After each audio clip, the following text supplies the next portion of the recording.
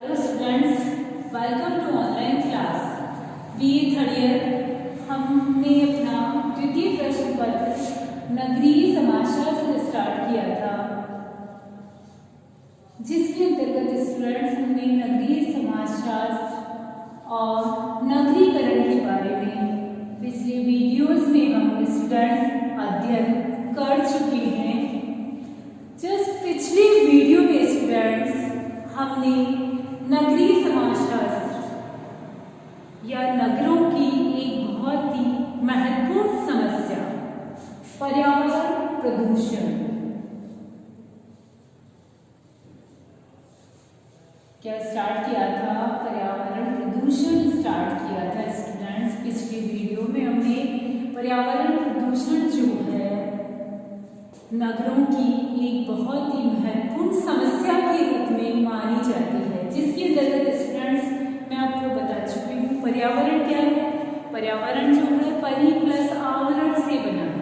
परि यानी जो चारों ओर से, आवरण यानी आच्छादित है, चारों ओर से हमें जो घेरे हुए हैं वो क्या है, पर्यावरण है। और प्रदूषण जब हमारे पर्यावरण में यानी पर्यावरण के अंतर्गत जल, भूमि, वायु, नदी, मरुस्थल ये सब आते हैं।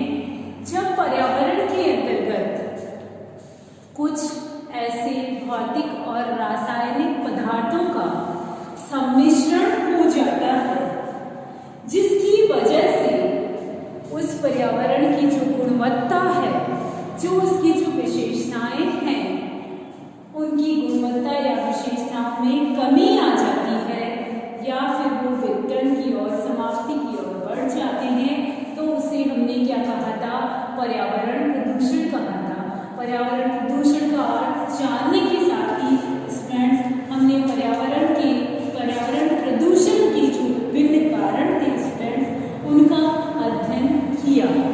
आज इस वीडियो में हम स्टूडेंट्स पर्यावरण प्रदूषण के जो विभिन्न प्रकार हैं उनका उल्लेख करने का प्रयास करेंगे। पर्यावरण प्रदूषण के प्रकार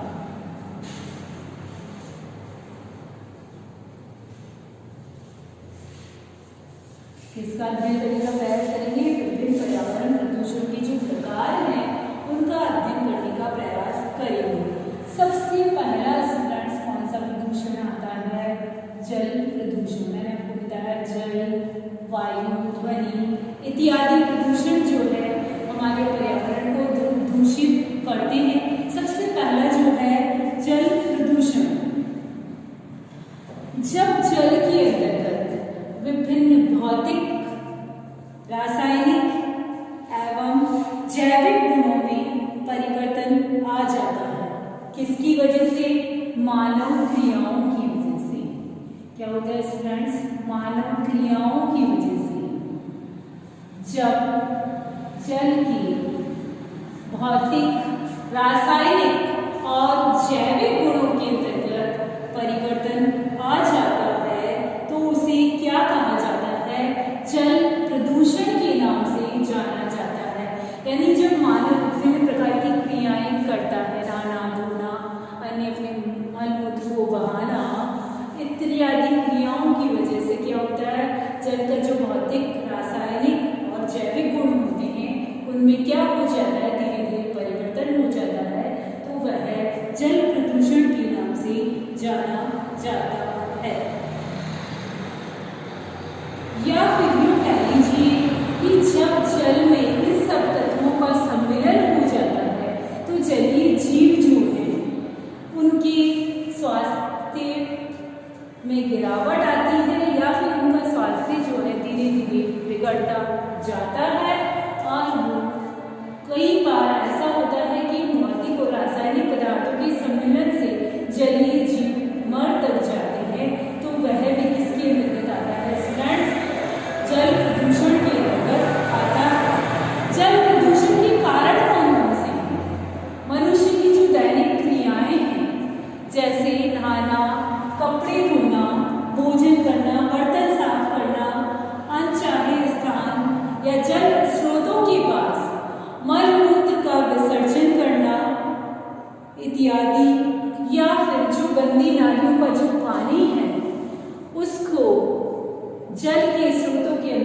छोड़ देना, तो इस सब की वजह से क्या होता है, जल प्रदूषण होता है।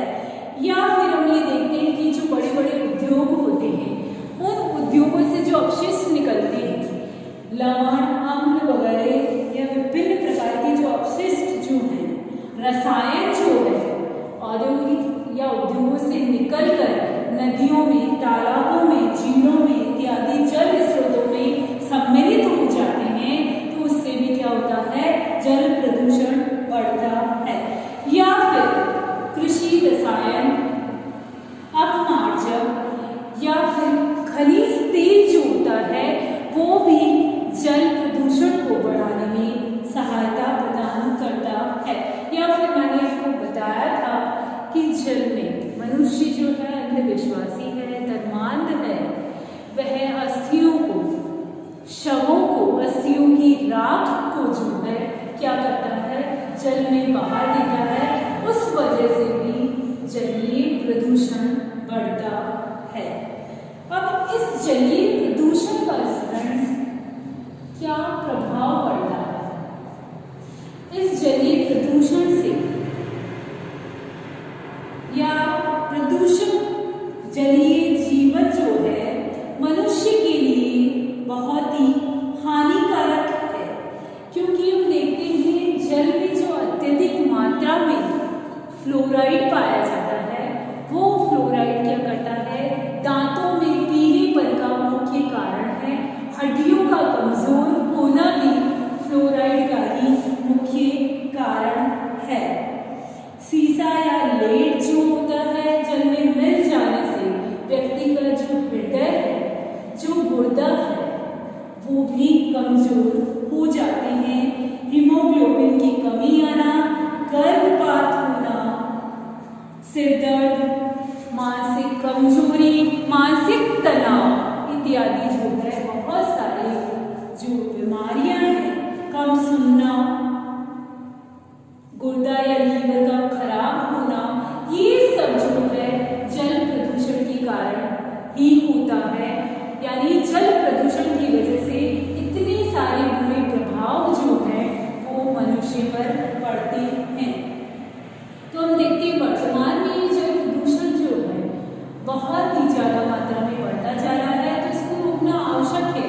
अब इस जल प्रदूषण को रोकने के लिए आपको कौन कौन से ऐसे उपाय अपनाने होंगे। सबसे पहले तो जो उपाय है कि आप जो दैनिक क्रियाओं के अंतर्गत जो भी प्रदूषित जल है उनको नदी, नालों और तालाबों में न बहाएं। साथ ही साथ ये जो दूषित और मलिन जल है उसको संशोधित करने के उपायों को अपनाया जाए, जिससे कि जल क्या हो, प्रदूषित ना हो। नदियों, तालाबों पर पशुओं के प्रवेश पर रोक लगाई जाए, इससे भी जल प्रदूषण को रोका जा सकता है। या फिर मनुष्य जो है अपने शवों, अस्थियों इत्यादि को बहाने का जो कार्य करता है, उन पर भी रोक लगाकर जल प्रदूषण को कम किया जा सकता है। कृषि में कीटनाशकों का जो अत्यधिक प्रयोग किया जाता है, उर्वरकों का जो प्रयोग किया जाता है, उसको कम करके भी जल प्रदूषण को रोका जा सकता है। साथ ही साथ मछली पालन को बढ़ावा देकर भी जल प्रदूषण को रोका जा सकता है। हमेशा जो कुएं बनाए जाए उनको ढक कर रखा जाए। साथ ही साथ जो कार्बनिक पदार्थ होते हैं उनके निष्पादन से पूर्व यदि उनका ऑक्सीकरण किया जाए और ऑक्सीकरण करके उनको उपयोग में लाया जाए, तो भी स्टूडेंट्स क्या किया जा सकता है, जल प्रदूषण को रोका जा सकता है।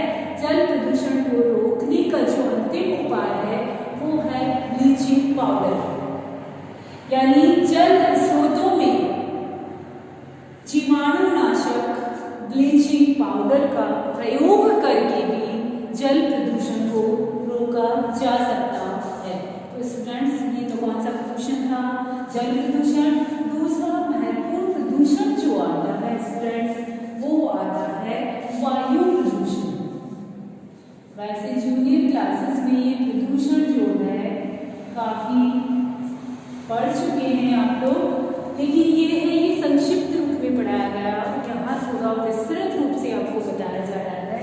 ऑब्वियसली क्योंकि आप करियर के स्टूडेंट्स हैं तो आपको उसी हिसाब से अध्ययन करना होगा। अब वायु प्रदूषण, वायु प्रदूषण क्या है? वायु प्रदूषण एक ऐसी स्थिति है जिसमें बाह्य वातावरण में मनुष्य और उसके पर्यावरण को हानि पहुंचाने वाले तत्व सघन रूप में एकत्रित हो जाते हैं। यानी वातावरण में या फिर पर्यावरण में मनुष्य को क्षति पहुंचाने वाले तत्व यदि वायु में सघन रूप से यानी एक साथ एकत्रित हो जाते हैं तो वो क्या करते हैं स्टूडेंट्स? वो वायु को या पर्यावरण को प्रदूषित कर सकते हैं। स्टूडेंट्स, वायु प्रदूषण के वायु में विभिन्न हानिकारक पदार्थों का सम्मेलन होना क्या कहलाता है? वायु प्रदूषण कहलाता है। वायु प्रदूषण के जो कारण हैं वो भी बहुत ही महत्वपूर्ण माने जाते हैं स्टूडेंट्स। पहले जो है प्राकृतिक कारण, कौन सा कारण है? प्राकृतिक कारण। प्राकृतिक कारणों के अंतर्गत स्टूडेंट्स वनों में लगी आग, ज्वालामुखी से निकलने वाली जो हानिकारक गैसें, तेज हवाओं से उड़ने वाली धूल, मिट्टी के कण, ये सब क्या करते हैं? वायु को प्रदूषित करते हैं। ये इसके प्राकृतिक कारणों के अंतर्गत आते हैं। यानी वनों में जब आग लग जाती है, ज्वालामुखी से जो निकलने वाली गैसें हैं और तेज हवाओं से उड़ने वाली धूल, मिट्टी के जो कण हैं, ये सभी वायु में मिलकर उसे प्रदूषित कर देते हैं तो वो कहलाता है वायु प्रदूषण। यानी यही महत्वपूर्ण प्राकृतिक कारण है वायु प्रदूषण का। मानवीय कारण जो होते हैं, दूसरे कौन से हैं? मानवीय कारण। यानी मनुष्य भी क्या करता है? वायु को प्रदूषित करता है। किस रूप में करता है मनुष्य वायु को प्रदूषित? एक तो देखिए घरों में जो जलने वाला ईंधन है, ईंधन जो जलाया जाता है, या फिर हम देखते हैं वर्तमान में वाहनों का अत्यधिक मात्रा में जो प्रयोग किया जाता है, उन वाहनों से निकलने वाला जो धुआं होता है स्टूडेंट्स, उनसे निकलने वाली जो विषैली गैसें होती हैं, औद्योगिक अपशिष्ट जो होते हैं, साथ ही साथ जो नाभिकीय विस्फोट होते हैं, उनकी वजह से भी क्या होता है? वायु प्रदूषण बढ़ता है। इसके अलावा भी कृषि फसलों में रसायनों का जो छिड़काव किया जाता है, सार्वजनिक स्थानों पर जो धूम्रपान किया जाता है, इसकी वजह से भी, साथ ही साथ उद्योगों से निकलने वाला जो धुआं है वह भी क्या करता है? वायु को प्रदूषित करता है। तो ये भी महत्वपूर्ण रूप से वायु प्रदूषण का एक कारण है। अब वायु प्रदूषण की वजह से हमारे मानवीय जीवन पर किस प्रकार के प्रभाव पड़ते हैं या फिर कैसे दुष्प्रभाव पड़ते हैं? निकलने वाली जो गैसें होती है, वाहनों से निकलने वाली जो जहरीली गैसें होती हैं, वो क्या करती है? हमारे श्वसन तंत्र पर डायरेक्टली प्रभाव डालती है। तो वह हमारे क्या करती है? श्वसन तंत्र को संकुचित कर देती है, जिससे कि व्यक्ति को सांस लेने में कठिनाई होती है।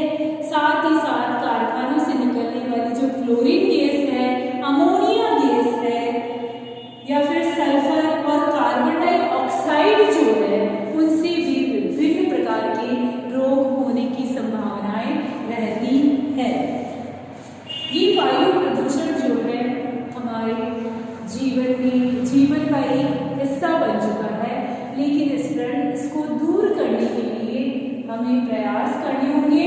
तो इन्हें दूर करने के लिए हमें किन उपायों को अपनाना चाहिए वो मैं बताती हूँ। सबसे पहला उपाय जो कल कारखानों में या उद्योग धंधों में जो निकलने वाली गैसें होते हैं, उन गैसों को निकालने के लिए ऊंची ऊंची चिमनियों का प्रयोग किया जाए, ताकि उन उद्योगों से निकलने वाला जो धुआं है वो ऊंचाई पर निकल जाए और ऊपरी जो वातावरण है उन जहरीली गैसों को या विषैली गैसों को अवशोषित कर सके। साथ ही साथ ऐसे उद्योग जो वायु को प्रदूषित करते हैं या वायु प्रदूषण को फैलाते हैं, उन उद्योगों को शहरी क्षेत्र से बाहर लगाया जाना चाहिए, या जो शहरी आबादी है, घनी जनसंख्या जहां निवास करती है, उस आबादी से हमेशा दूर स्थापित किया जाना चाहिए। अन्य उपाय जो है, वाहनों से जो निकलने वाला धुआं है, वाहनों की वक्त बेवक्त क्या की जानी चाहिए, जांच की जानी चाहिए। कल कारखानों के आसपास पेड़ पौधे अवश्य लगाने चाहिए ताकि उनसे निकलने वाले जो प्रदूषित पदार्थ हैं उनको वो अवशोषित कर सके। तो इस प्रकार से विभिन्न उपायों को अपनाकर हम क्या कर सकते हैं, वायु प्रदूषण को रोक सकते हैं। स्टूडेंट्स, लास्ट और अंतिम जो हमारा प्रदूषण का प्रकार आता है वो आता है ध्वनि प्रदूषण। यानी हमारी जो इसकी नगरीय समाजशास्त्र के अंतर्गत जो प्रदूषण के विभिन्न प्रकार हैं, इसमें अंतिम प्रदूषण जो आता है वो कौन सा आता है, ध्वनि प्रदूषण। कौन सा आता है, ध्वनि प्रदूषण। ध्वनि प्रदूषण क्या होता है, ध्वनि प्रदूषण। ध्वनि प्रदूषण यानी एक मानव की जो सुनने की क्षमता होती है स्टूडेंट्स, वो कितनी होती है, 80 डेसिबल, यानी 80 डेसिबल से ज्यादा की क्षमता से यदि वो कोई वॉल्यूम या वॉइस यदि सुनता है तो उसकी बहरे होने की जो संभावनाएं हैं वो बढ़ जाती है। यानी 80 डेसिबल से अधिक का शोर जो मानव के सुनने की क्षमता पर प्रतिकूल प्रभाव डालता है या प्रतिकूल रूप से प्रभावित करता है, उसे किसके अंतर्गत रखते हैं, ध्वनि प्रदूषण के अंतर्गत रखते हैं। यानी 80 डेसिबल से अधिक का शोर है तो वह मानव की सुनने की क्षमता पर प्रभाव डालेगा और यही क्या कहलाएगा, ध्वनि प्रदूषण कहलाता है। तो ध्वनि प्रदूषण के कुछ स्रोत हैं। पहले स्रोतों के अंतर्गत जो है स्टूडेंट्स वो आते हैं प्राकृतिक स्रोत। कौन से स्रोत आते हैं, प्राकृतिक स्रोत। प्राकृतिक स्रोतों के अंतर्गत जो है वो है प्राकृतिक स्रोत से होने वाला जो प्रदूषण है, इसमें बिजली का गड़गड़ाना, बादलों का गड़गड़ाना, तेज वर्षा का होना, तूफान का आना और मुख्य रूप से जो है वो है ज्वालामुखी विस्फोट। ये भी यदि बड़ी तेजी से होता है तो इससे क्या होता है स्टूडेंट्स, ध्वनि प्रदूषण होने की संभावनाएं जो है वो बढ़ जाती है। द्वितीय जो आती है, ये तो थे कृत्रिम स्रोत, दूसरे आती है प्राकृतिक स्रोत, और दूसरी जो आती है वो है कृत्रिम स्रोत। इसके अंतर्गत जो मनोरंजन के साधन है, यांत्रिक मशीनें हैं, कारखाने हैं, घरेलू उपकरण जो है और साथ ही साथ जो परिवहन के साधन हैं, इन सभी की वजह से, कारखानों की वजह से, ध्वनि के या मनोरंजन के जो साधन हैं उनकी वजह से, यांत्रिक मशीनें जो हैं उनकी तेज आवाजों की वजह से भी क्या होता है, ध्वनि प्रदूषण होता है। इस ध्वनि प्रदूषण के कुछ दुष्प्रभाव भी पड़ते हैं स्टूडेंट्स मनुष्य पर, जो कि इस रूप में या प्रकट की जा सकती है। इस रूप में अध्ययन करेंगे, यदि बहुत देर तक यानी लंबी अवधि तक शोर के वातावरण में यदि व्यक्ति रहता है तो क्या होता है, उससे वो या तो आंशिक रूप से या फिर पूर्ण रूप से बहरा हो जाता है। थकान, नींद न आना, दुर्घटना, चिड़चिड़ापन, मानसिक तनाव, क्रोध इत्यादि जो है वो किसके प्रभाव है, ध्वनि प्रदूषण के ही प्रभाव है। साथ ही साथ तेज शोर के कारण इसमें हृदय, पाचन तंत्र और तंत्रिका तंत्र पर भी बहुत ही बुरा प्रभाव पड़ता है। तो इस तरह से जो ध्वनि प्रदूषण है वो मनुष्य के लिए बहुत ही हानिकारक है, और हानिकारक है तो इसे रोकने के प्रयास भी अवश्य किए जाने चाहिए। तो ध्वनि प्रदूषण को रोकने के लिए स्टूडेंट्स जो महत्वपूर्ण उपाय अपना सकते हैं वो कौन से हैं? जैसे मशीनें, उपकरण तथा यंत्र जो है वो किस प्रकार के लगाए जाए? शोर नियंत्रक लगाया जाए। कैसे लगाए जाए? शोर नियंत्रक, जिससे कि क्या होगा? शोर कम होगा और ध्वनि प्रदूषण भी नहीं होगा। वाहनों की जो अधिकतर शोर सीमा है उसको निश्चित कर दिया जाए कि यदि इस सीमा से अधिक शोर यदि कोई वाहन करता है तो उस पर पेनल्टी चार्ज या फिर उसको बंद कर दिया जाना चाहिए। तो इस तरह से वाहनों की शोर की जो सीमा है वो तय कर दी जानी चाहिए।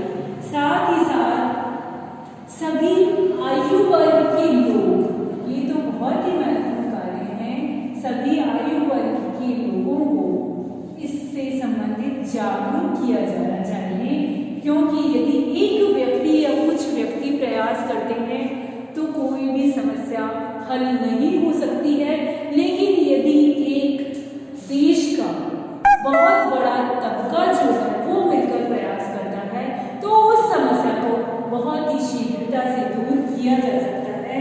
भारी यातायात वाले मार्गों तथा रेल मार्गों के दोनों वृक्षारोपण किया जाए। वृक्षारोपण से भी प्रदूषण काफी कम हो सकता है।